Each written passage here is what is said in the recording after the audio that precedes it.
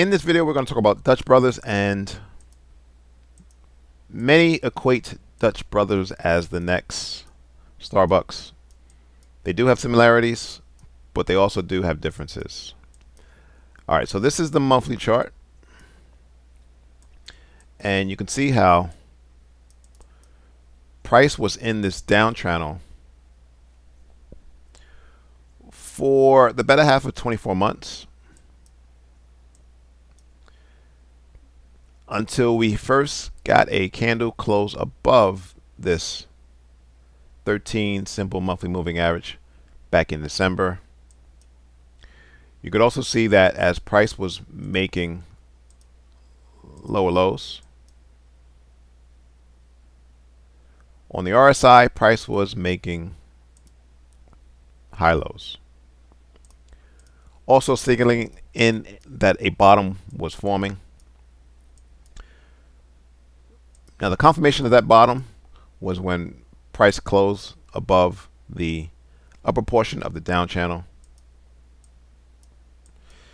And typically what happens is once you get a close above, in this case, if you want to call this a trend line, you'll get a retest of that trend line before prices resume in the direction that it previously was going in.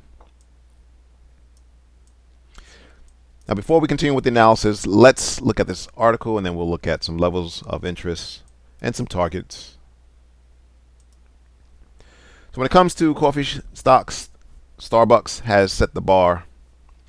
The next coffee stock trying to emulate Starbucks' success is Dutch Bros. They went public in September of 2021. Now, Dutch Brothers is not trying to be the next Starbucks. Its locations generally don't have places to come inside and sit down. Instead, the company largely focuses on delivering its beverages through drive-thrus. Pretty smart business concept. Lowers overhead, and it gets the customers in and out.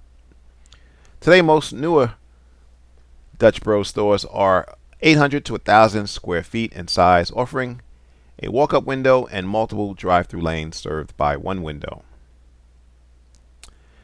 All right, so for Dutch Bros, about 50% of sales are coffee-based, but that includes fancy cold coffee beverages. About 25% are its proprietary Blue Rebel energy drinks. The rest is a mix of teas, lemonades, soda, and smoothies. Hot coffee accounts for only about 60% of beverage sales, which is odd for a coffee shop, but nevertheless. Now, Dutch Bros also has a few growth opportunities we can follow in Starbucks' footstep. One is food, which currently brings in about 2% of Dutch Bros sales through the company. Has recently been piloting more items at a select few locations, compared to Starbucks, which derives 23% of its sales from food items. Now, the biggest opportunity for Dutch Bros is expansion. At the end of last quarter, the company had 950 locations. However, it's looking to expand about 4,000 stores over the next 10 to 15 years.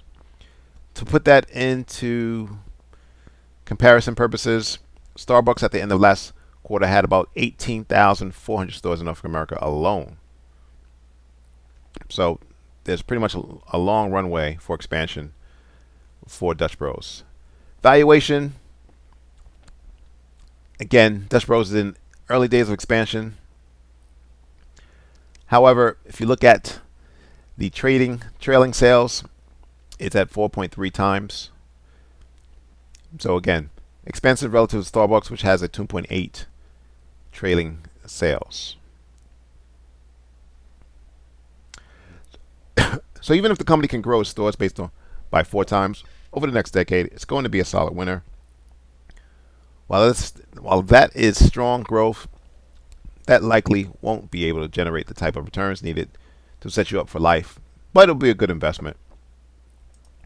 All right, now kind of getting back to the charts. This is the monthly chart, and we're going to put a line at the $60 level. That's where we do have some rejection wicks.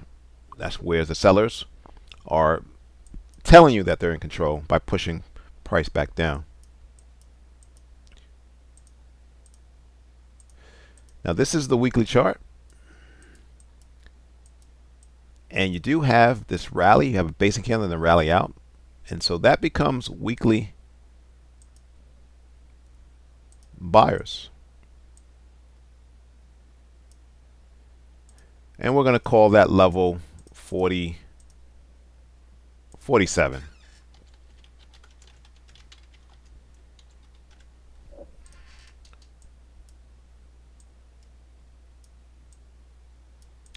This implies that if price was to pull back, you definitely would have buyers to step in, because as this candle was forming, this is called an extended green range candle.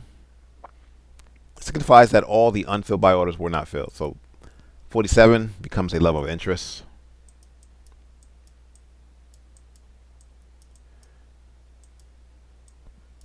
And these are the pronounced rejection wicks that we saw in the monthly chart. All right, let's see if there's anything on the daily chart. Right now, you do just have nothing but sideways price action for the better half of 5 to 6 weeks. And so what you want to see is a breakout to the upside, pull back to that target of 60, or a breakdown, which would potentially be a buying opportunity for the buyers to get long. Now you do have this gap on earnings, but that's at 35 and not in play at the moment. Now on the weekly chart, we saw this weekly formation. When you go to the daily chart, it's not as pretty. And so if you want to get long, you need to see some type of reversal pattern on a smaller chart before going long. Thanks for watching. Subscribe, please. Like the video.